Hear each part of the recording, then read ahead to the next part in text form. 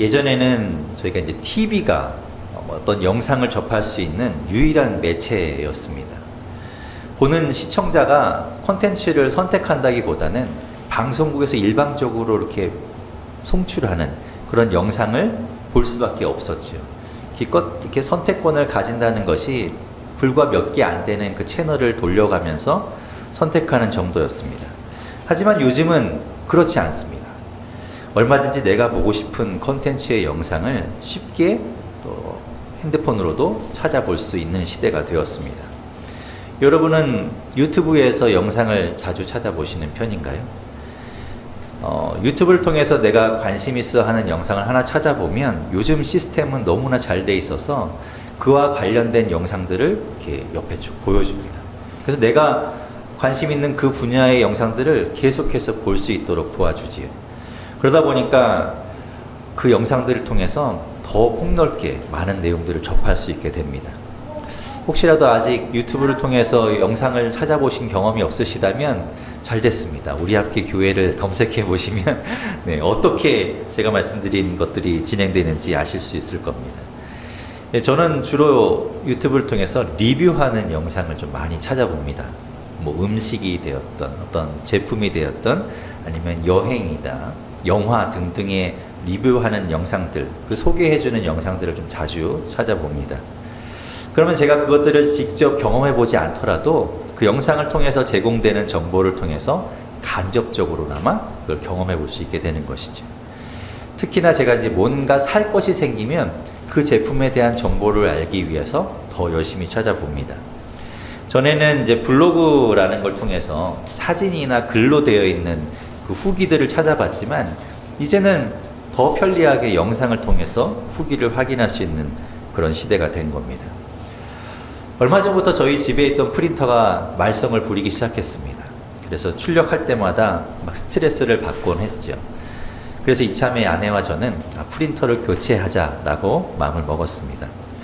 물론 제가 먼저 사자고 했으면 분명히 아내가 반대했을 텐데 이번에는 아내가 먼저 사자고 해서 이제 적극적으로 이제 진행이 되고 있습니다. 저는 교회에서 주로 출력을 하기 때문에 불편함을 크게 못 느끼지만 집에서 출력하는 이 가족들은 답답해서 미칠 지경이었다라고 얘기합니다. 그래서 제가 이제 몇 가지 프린터로 가능한 그 살만한 것들을 검색을 해봤습니다. 그래서 한 두세 가지 정도로 이제 추려지게 되었죠. 그 추려진 것들이 뭐 대동소이합니다. 가격도 비슷하고. 그래서 이제 그것들을 놓고 비교를 해보는데 그 이제 제조사가 좀 다르다 보니까 약간의 장단점이 좀 다르게 나타나죠. 물론 이제 하나의 제품이 완벽할 수는 없지만 그 제가 사용하는 입장에서 보고 이거는 좀 이런 장점이 있고 요건 요런 장점이 있으면 내가 그것 중에서 선택할 수 있게 되는 것이죠. 그럴 때 이제 유튜브를 검색합니다. 그래서 그 모델명을 가지고 그 제품이 어떤 능력을, 어떤 성능을 보이는지를 찾아보게 되죠.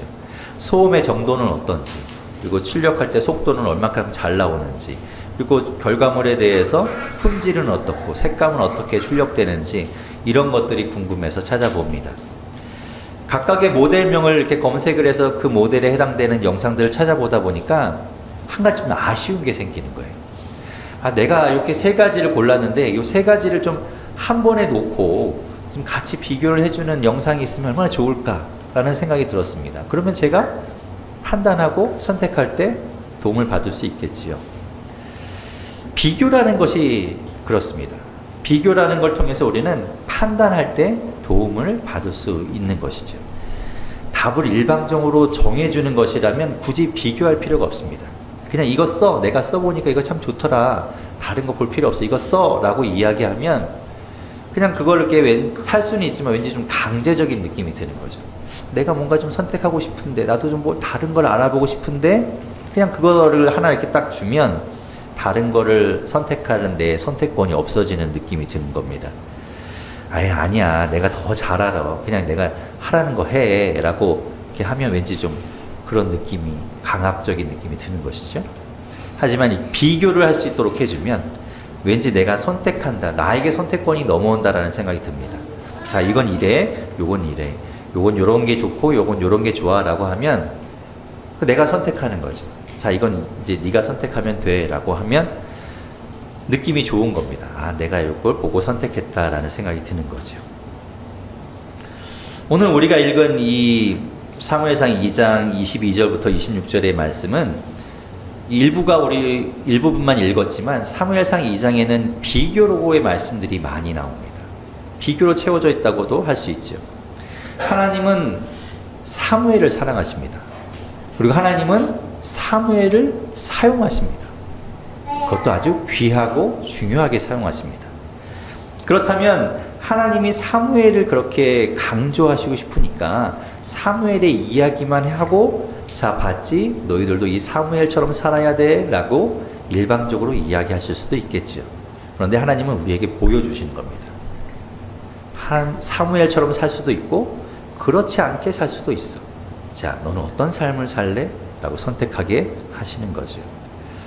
사무엘상 2장에 이 기록한 기자는 엘리의 두 아들과 사무엘을 계속해서 비교해서 보여주고 있습니다. 의도적으로 엇갈리게 한 번씩 소개함으로 인해서 서로의 상반된 모습을 볼 수 있도록 우리에게 보여주고 있는 겁니다. 12절부터 17절까지는 엘리의 두 아들의 이야기가 나옵니다.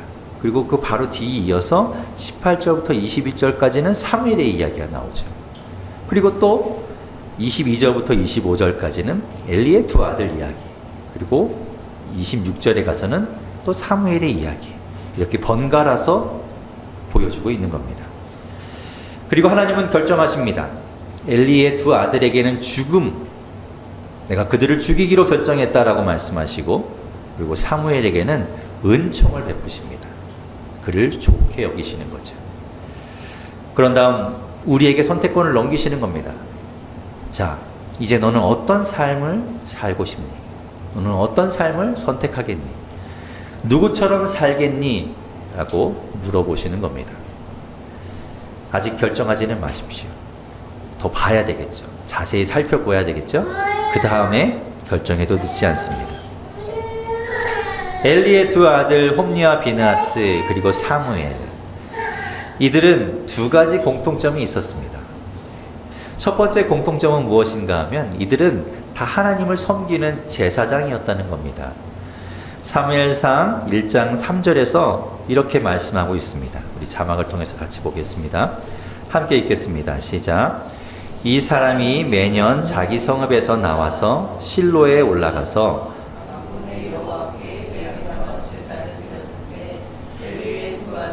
홈리와 비느하스가 여호와의 제사장으로 거기에 있었더라. 엘리의 두 아들은 제사장이었습니다. 사무엘은 그들에 비하면 훨씬 나이가 어렸죠. 어린 사무엘. 하지만 이 사무엘도 제사장의 역할을 작게나마 담당하고 있었습니다. 그래서 사무엘상 2장 18절에서 이렇게 말씀합니다. 함께 읽겠습니다. 사무엘은 어렸을 때 세마포 에봇을 입고 여호와 앞에서 섬겼더라. 비록 나이는 어렸지만 제사장이나 레위인들이 입는 세마포 에봇을 입고 하나님 앞에서 제사를 섬기고 있었던 겁니다. 사무엘이 그랬던 거죠. 자, 그러니 사무엘과 엘리의 두 아들, 이들 모두는 하나님의 제사를 섬기는, 예배를 섬기는 제사장들이었던 겁니다. 나이에 상관없이 하나님 앞에 헌신된 전임 사역자였던 것이죠. 그래서 이들에게 나타나는 두 번째 공통점은 다소 좀 놀랍게 느껴지기도 합니다. 두 번째 공통점은 무엇인가 하면 그들은 모두 하나님을 알지 못했다는 겁니다. 적어도 이 시점에서는 말이죠. 사무엘상 2장 12절은 이렇게 말씀합니다. 엘리의 아들들은 행실이 나빠 여호와를 알지 못하더라. 엘리의 두 아들 홈리와 비느하스는 하나님을 몰랐습니다. 그리고 이들뿐만 아니라 사무엘도 몰랐습니다. 사무엘상 3장 7절에서 이렇게 말씀합니다. 사무엘이 아직 여호와를 알지 못하고 여호와의 말씀도 아직 그에게 나타나지 아니한 때라. 어떻게 이런 일이 가능할까요? 하나님의 제사를 섬기는 제사장들이 하나님을 모른다. 이건 불가능하지요. 하나님을 모르면서 어떻게 제사를 섬길 수 있겠습니까? 그런데 어떻게 이렇게 모른다고 이야기하는가? 상식적으로는 모를 수 없습니다. 하나님을 잘 알죠. 잘 알기 뿐이겠습니까? 외우다시피 하나님의 율법을 이들은 알고 있었습니다. 왜냐하면 매일매일 그들이 하는 일이 그거였으니까요. 그렇다면 그들이 하나님을 모른다라고, 알지 못했다라고 하는 이 말의 뜻은 무엇인가 하면, 여기서 안다라는 의미로 쓰인 이 히브리어는 경험해서 안다라는 것을 말하는 겁니다. 하나님을 지식적으로는 압니다. 하나님을 들어서 압니다. 율법을 외워서 압니다. 하나님에 대해서는 너무너무나 잘 알고 있습니다. 그렇지만 하나님을 경험한 적이 없는 겁니다. 하나님을 경험해서 내가 알지 못했던 겁니다. 그러니 하나님이 살아계시다는 것을 믿을 수가 없는 거죠. 경험한 적이 없으니까요. 불행한 겁니다. 머리로는 아는데 경험해보지 않는 것. 알고는 있는데 믿어지지 않는 것. 이것만큼 불행한 것이 없습니다. 매일매일 옆에서 사람들은 하나님을 경험합니다. 하나님께 예배하고 하나님의 은혜를 경험하고 하나님을 높이는데, 정작 그 예배를 인도하는 나는 하나님을 경험하지 못한다. 이것이 얼마나 불행한 일입니까? 엘리의 두 아들과 사무엘이 그랬습니다. 지금 우리는 어떤가요? 당신은 하나님을 경험하고 있습니까? 하나님에 대해서 들어서 머리로는 충분히 알고 있는데 그것이 마음으로 믿어져서 하나님의 살아계심이 느껴지십니까?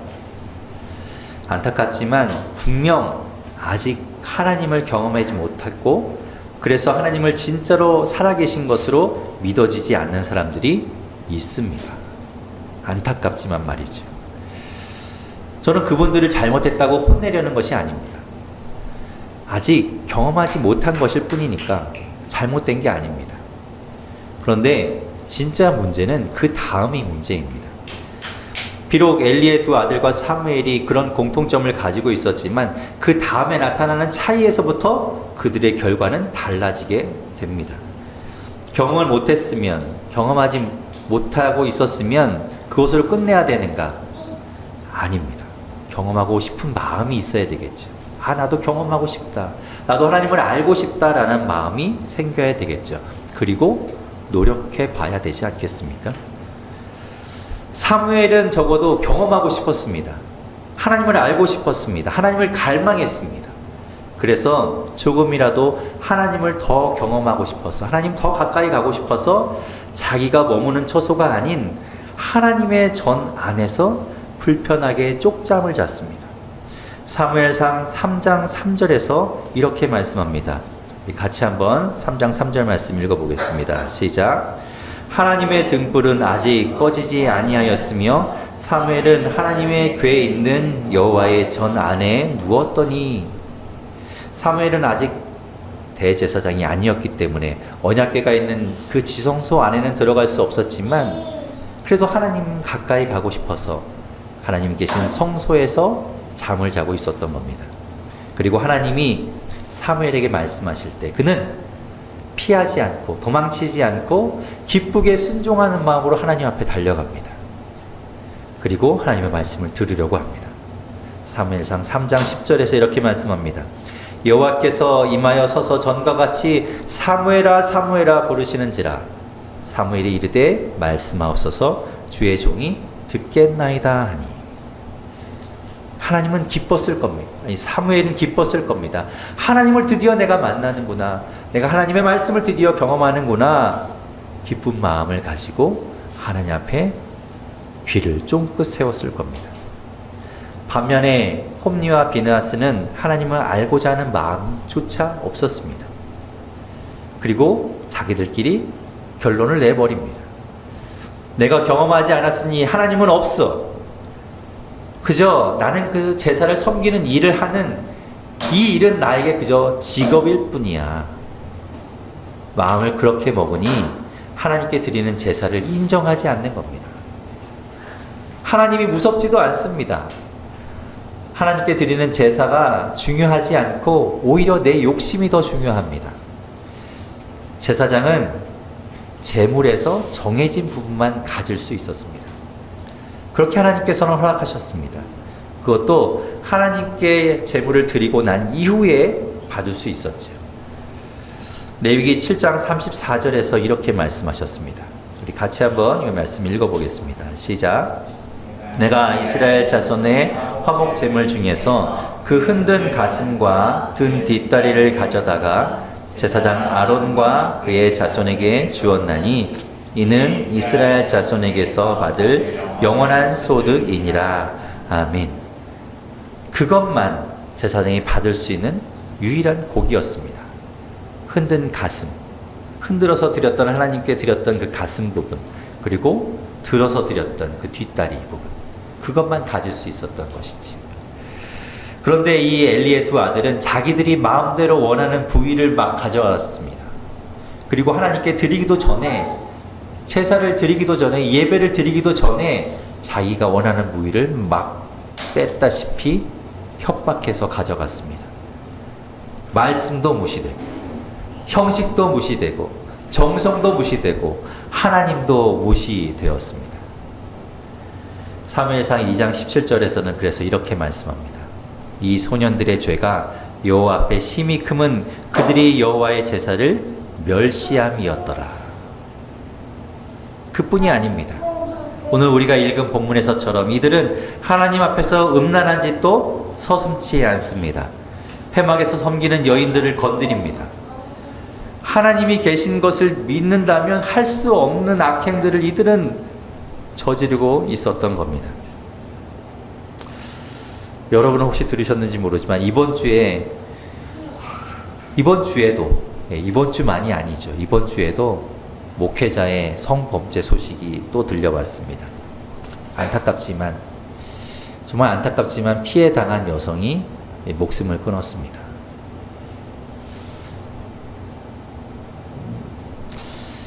참 안타깝습니다.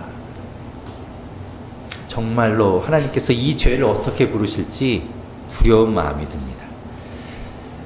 여러분, 어쩌면 좋습니까? 어쩌면 좋습니까? 사람이 실수하고 잘못을 저지를 때 있지요. 그럴 수 있습니다. 그런데 훌륭하고 겸손한 사람은 잘못을 안 저지르는 사람이 아니라 잘못했을 때 진심으로 회개하고 뉘우치고 용서를 구하는 사람이 정말 훌륭하고 겸손한 사람입니다.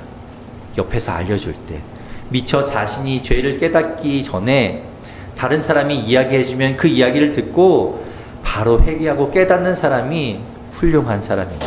그 사람이 바로 겸손한 사람입니다. 그리고 분명 자기가 저지른 잘못에 대해서 그 대가도 책임지고 받아야 되겠지요. 엘리의 두 아들은 누구의 말도 듣지 않았습니다. 하나님을 경험하지 못했고 그래서 알지 못했으니 눈에 보이지 않는 그 하나님의 말씀을 듣지 않는 것은 당연하고 뿐만 아니라 사람의 말도 듣지 않습니다. 심지어 아버지였던, 내 가족이었던, 그리고 제사장이었던, 당대의 사사였던 엘리의 말도 듣지 않습니다. 오늘 본문 25절에서 이렇게 말씀합니다. 우리 25절 말씀 같이 읽어보겠습니다.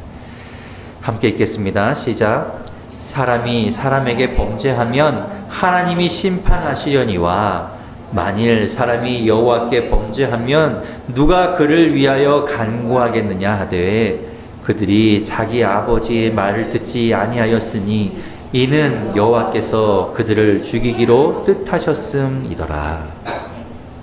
방법이 없습니다. 말 그대로 구제불능이 된 겁니다. 그렇지만 사무엘은 늘 귀를 열고 있었습니다. 어린아이가 잠을 자면요, 저렇게 어린아이가 잠을 자면 웬만해서는 잘 안 깹니다. 큰 소리가 나도 잘 안 깹니다. 그런데 사무엘은, 그 어린 사무엘이 밤중에 잠을 자고 있다가 자기를 부르는 소리에 일어나서 달려갑니다. 엘리가 자기를 부르는 줄 알고 엘리에게 달려갑니다. 솔직히 한밤중에 자는데 누가 부르면 그거 못 들은 채 하고 싶지요. 더 자고 싶지요. 나중에 핑계대기 좋지 않습니까? 자느라고 못 들었습니다. 제가 잠기가 좀 어두웠나 봐요. 이렇게 핑계댈 수 있지 않습니까? 그런데 만약에 일어나서 가더라도 저라면 아마 가는 내내 투덜거렸을 겁니다. 왜 자는데 왜 불러? 그러면서 느릿느릿 갔겠죠. 그런데 사무엘은 듣는 즉시 달려갑니다.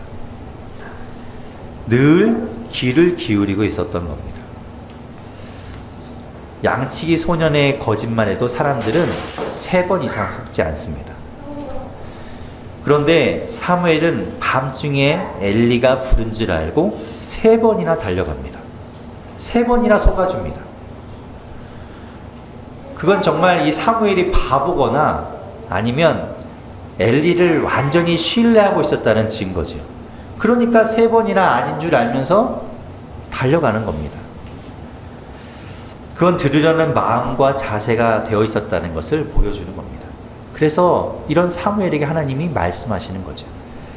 그러니까 하나님께 사랑을 받는 겁니다. 이런 열린 귀를 가지고 있으니까, 이런 열린 마음을 가지고 있으니까 하나님이 어찌 사랑하지 않을 수 있겠습니까?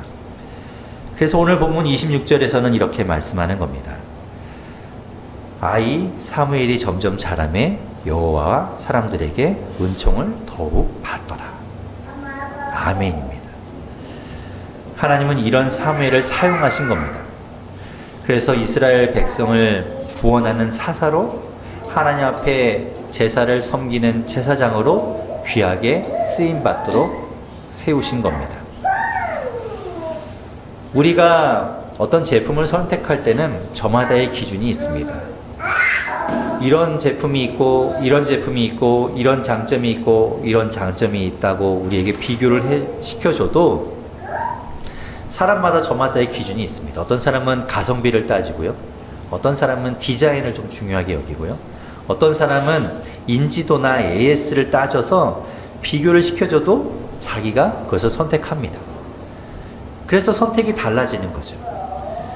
비교해주는 사람이 아무리 내가 요거 3가지를 비교해보니까 요게 조금 괜찮은 것 같아요 라고 추천을 해줘도 내가 볼 때 그게 좀 별로 안 예쁘면 그나마 좀 예쁜 걸 선택하게 되어 있습니다. 오늘 우리는 엘리의 2 아들과 이 홈리와 비느하스와 사무엘을 비교해서 보았습니다. 하나님이 우리에게 비교해서 보여주는 겁니다. 엘리의 2 아들과 사무엘은 공통점도 있었지만 차이점은 또한 컸습니다. 하나님을 알고자 하는 마음도 달랐고, 하나님께 대한 태도도 달랐고, 그리고 자신의 잘못을 받아들이려는 그런 겸손함도 달랐습니다. 그에 따라서 하나님은 엘리의 2 아들 홈리와 비느하스가 아닌 사무엘을 선택하시고 사무엘을 우리에게 추천하십니다. 이제 모든 것을 살펴본 지금 하나님은 다시 우리에게 묻습니다. 자, 이제 너는 어떤 삶을 선택하겠니? 너는 누구처럼 살겠니? 너는 누구와 같은 태도로 살아가겠니? 사무엘상 2장 30절을 통해서 하나님은 오늘 우리에게 이렇게 말씀하고 계십니다. 우리 마지막 2장 30절 말씀을 같이 읽어보겠습니다. 시작. 그러므로 이스라엘의 하나님 나 여호와가 말하노라. 내가 전에 내 집과 내 조상의 집이 내 앞에 영원히 행하리라 하였으나 이제 나 여호와가 말하노니 결단코 그렇게 하지 아니하리라. 나를 존중히 여기는 자를 내가 존중히 여기고 나를 멸시하는 자를 내가 경멸하리라. 아멘.